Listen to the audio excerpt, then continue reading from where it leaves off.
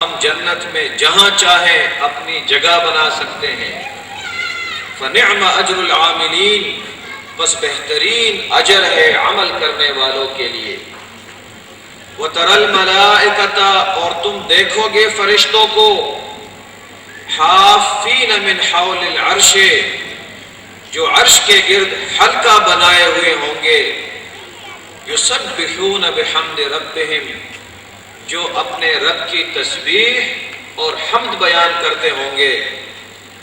وقضی بینہم بالحق، اور ان کے درمیان ٹھیک حق کے ساتھ فیصلہ کیا جائے گا۔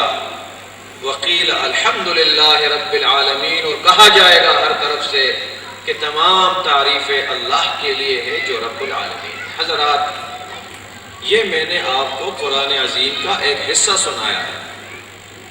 بے شمار آیات ہیں آخرت کے حوالے سے اور قیامت کے حوالے سے۔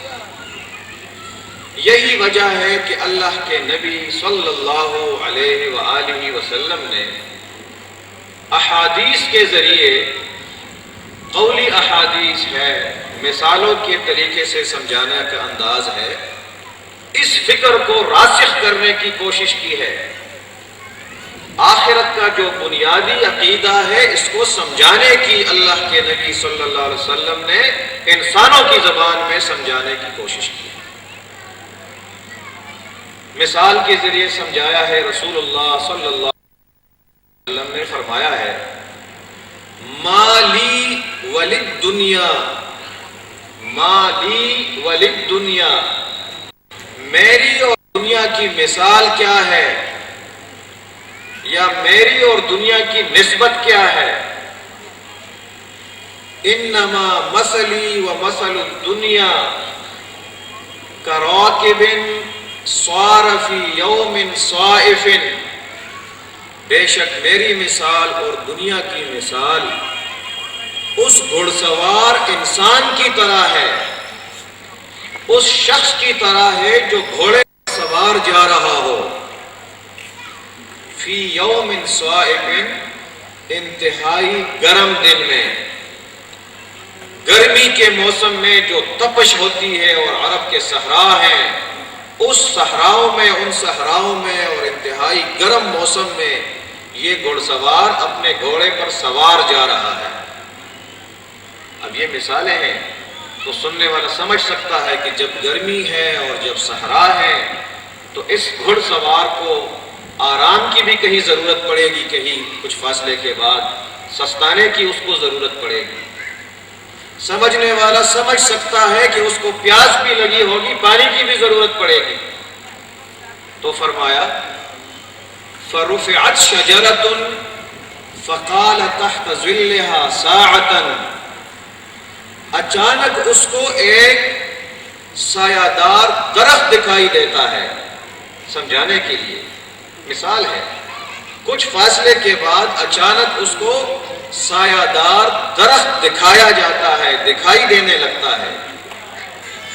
فقال تحت ظلها ساعة، تو یہ گھڑ سوار اس سایہ دار درخت کے سائے میں کچھ دیر کے لیے قیلولہ کرتا ہے۔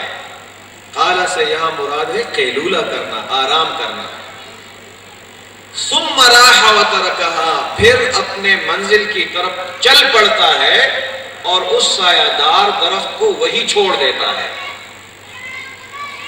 اب اس حدیث کی مزید تشریح کی ضرورت نہیں ہے۔ اگر آپ نے غور سے ترجمہ سنا ہے اور میں نے غور سے سنایا ہے اور عمل کی ضرورت ہے، بار بار اپنے دل میں یہ دعا کیجئے، میں بھی کرتا ہوں کہ اللہ تعالیٰ سمجھنے اور عمل کی توفیق عطا فرمائے۔ بہت باتیں ہم نے سنی ہیں۔ یہ جو گھڑ سوار ہے، اس نے آرام بھی حاصل کیا ہے اس درخت کے نیچے، اس کی ضرورت ہے جسمانی۔ اس نے گھوڑے کو بھی آرام دیا ہے، خود بھی آرام کیا ہے، اور اس کے بعد اس آرام کی جگہ کو، اس سائے کو چھوڑ کر آگے بڑھا ہے۔ تو یہ جو دنیا ہے جس میں ہم رہ رہے ہیں، یہاں ہم آرام بھی کریں گے، اپنے بدن اور اپنے بچوں اور اپنے انسانوں کے حقوق کا خیال بھی رکھیں گے، یہاں زندگی بھی بسر کریں گے، بھاگیں گے نہیں یہاں سے، لیکن ہمیشہ کے لیے یہاں رہنے کی نیت سے ہم زندگی نہیں گزاریں گے۔ یہ تو ایک دارالامتحان ہے، ایک عارضی سا فیض ہے، ایک عارضی سا مرحلہ ہے۔ مقصود اور ہدف ہمارا تو آخرت ہے، اس کے لیے تیاری کی ضرورت ہے۔ اگر کوئی ہمیشہ کے لیے اس درخت کے نیچے بیٹھا رہا اور اس دنیا کا ہو کر رہ گیا، اپنی منزل تک کبھی نہیں پہنچ سکے گا جو آخرت کی ابدی منزل ہے۔ یہی وجہ ہے کہ ایک مرتبہ رسول اللہ صلی اللہ علیہ وآلہ وسلم نے عبداللہ ابن عمر صحابی کے کاندھے کے اوپر ہاتھ رکھ کر اس کو مخاطب کیا۔ خود فرماتے ہیں عبداللہ ابن عمر کہ قال اخذ رسول اللہ صلی اللہ علیہ وسلم بمنکبی، اللہ کے رسول نے مجھے میرے کاندھے سے پکڑا یا میرے کاندھے کے اوپر ہاتھ رکھا۔ یہ ہاتھ رکھنا اس کی توجہ اپنی طرف مبذول کرانا مقصود تھا کہ جو بات میں بیان کر رہا ہوں وہ بات انتہائی اہم ہے اور اس کو یہ پوری توجہ سے سنیں۔ تو کاندھے کے اوپر ہاتھ رکھ کر اس کو خطاب کیا۔ فقال، فرمایا، کن فی الدنیا کأنک غریب او عابر سبیل۔ یہ حدیث بھی آپ سن چکے ہیں، میں بھی سنی ہے۔ دنیا میں زندگی بسر کر، دنیا میں رہ، بھاگنا نہیں ہے، چھوڑنا نہیں ہے دنیا کو، لیکن کأنک غریب، گویا کہ تو ایک اجنبی شخص ہے، ایک اسٹرینجر ہے، ایک اجنبی فرد ہے جو کسی اور علاقے سے آ کر اپنے کسی غرض اور مقصد کے لیے آیا ہے۔ کس قسم کا کون سا بیہیویئر ہوتا ہے اجنبی کا وہ آپ کو معلوم ہے اور مجھے بھی معلوم ہے۔ یا اس طریقے سے زندگی بسر کر گویا تو راستے پہ چلنے والا ایک مسافر ہے، راستے پہ چلنے والا، سفر کرنے والا راہرو ہے، مسافر ہے۔ اس کی بھی ضرورت نہیں ہے کہ مسافر کیا کرتا ہے راستے میں، اس کو پڑاؤ کرنے کی، اس کو کہیں کہیں جا کے کچھ ٹھہرنے کی ضرورت تو پڑتی ہے، لیکن وہ تو روا دوا ہے۔ اگر وہ ہمیشہ کے لیے رہے گا راستے میں تو کبھی بھی اپنے منزل کی طرف نہیں پہنچ سکے گا۔ یہی وجہ ہے کہ رسول اللہ صلی اللہ علیہ وسلم کی احادیث کو جوامع الکلم بھی کہا جاتا ہے۔ جوامع الکلم ایسی کلمات ہے کہ مختصر ہیں اور جامع ہیں، معنی کا ایک سمندر اس کے اندر پنہا ہے۔ مختصر کلمات ہیں لیکن اس کے اندر معنویت ہے۔ اچھی طرح سے سمجھایا ہے ہمیں کہ اجنبی شخص کس طرح رہتا ہے، کیا معاملہ ہوتا ہے اس کا، اور مسافر کا کیا رویہ ہونا چاہیے۔ اس طریقے سے آپ نے دنیا میں زندگی بسر کرنی ہے۔ حضرات، محترم بھائیوں اور میری بہنوں، یہاں ضروری ہے کہ اس نقطے کو بھی واضح کیا جائے کہ اگر اصل مقصود اور اصل گھر ہمارا آخرت گھر ہے تو کیا اس دنیا کو مکمل طور پر ترک کیا جانا چاہیے؟ ان احادیث سے تو ثابت ہوا کہ ترک نہیں کرنا چاہیے، لیکن اس دنیا میں ایک ایسا طرز عمل لوگ اختیار کر چکے ہیں اور اسی تعلیم دے چکے ہیں انسانوں کو، اور وہ تعلیمات اب بھی کچھ لوگوں اور کچھ مذاہب کے کتابوں کا اور ان کے عقائد کا حصہ ہے، جس کو کہتے ہیں رہبانیت، ترک دنیا۔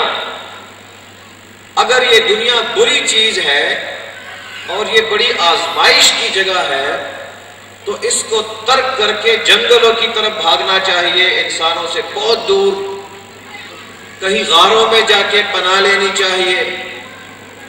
اسی کو کہتے ہیں رہبانیت، ترک دنیا، دور بھاگنا۔ اور اپنے بدن اور اپنے نفس کو جتنا زیادہ ٹارچر کرو گے، تکلیف دو گے، اتنا آپ کو قرب الہی حاصل ہوگا۔ the more you torture yourself, the more you will get close to God. یہ کانسیپٹ اب بھی موجود ہے کچھ لوگوں کے ہاں. زیادہ تکلیف دو پہنچ جاؤ گے اللہ کی طرف. بھاگ جاؤ انسانوں سے، آزمائش کی جگہ ہے.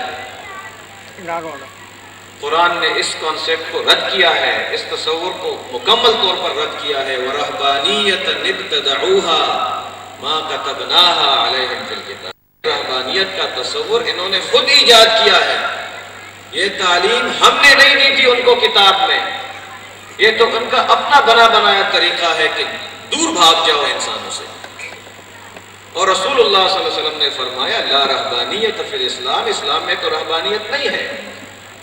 اس کو کہتے ہیں اسٹیٹسزم، ان کی اصطلاح میں. ان کا لٹریچر اگر آپ انگریزی میں بھی پڑھیں، اسٹیٹسزم ایک اصطلاح ہے، ترک دنیا، ایسٹک اپروچ، دنیا سے دور بھاگنا.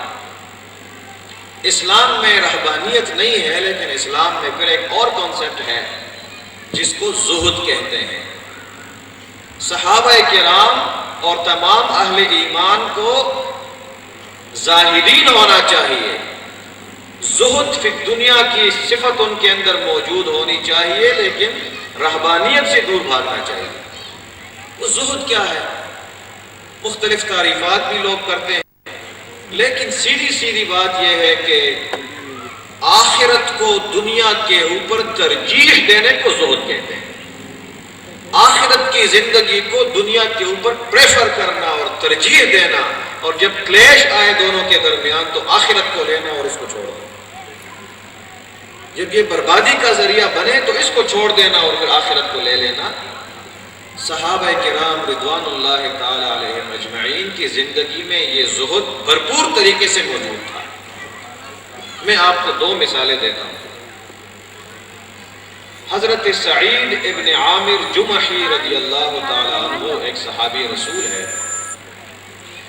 رسول اللہ صلی اللہ علیہ وسلم نے آپ کو بلا کر حمص کے علاقے میں، شام کے علاقے میں ان کو گورنر اور والی کے طور پر بھیجنا چاہا کہ میں نے آپ کا انتخاب کیا ہے کہ میں آپ کو حمص کے علاقے میں، جو شام کا علاقہ تھا، اس میں اپنے نمائندے اور والی اور نگران اور ذمہ دار کے طور پر بھیجنا چاہتا ہوں. اب گورنر کہہ لیں اس علاقے کا، آپ حاکم کہہ لیں.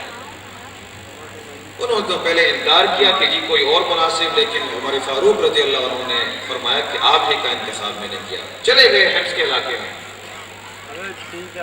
کچھ عرصے بعد اسی حمص کے علاقے سے ایک وفد آیا دارالخلافہ. ہمارے فاروق رضی اللہ تعالیٰ عنہ نے ان سے سوال کیا اور پوچھا اور مطالبہ کیا کہ آپ لوگ مجھے حمص کے علاقے کے غرباء اور مساکین اور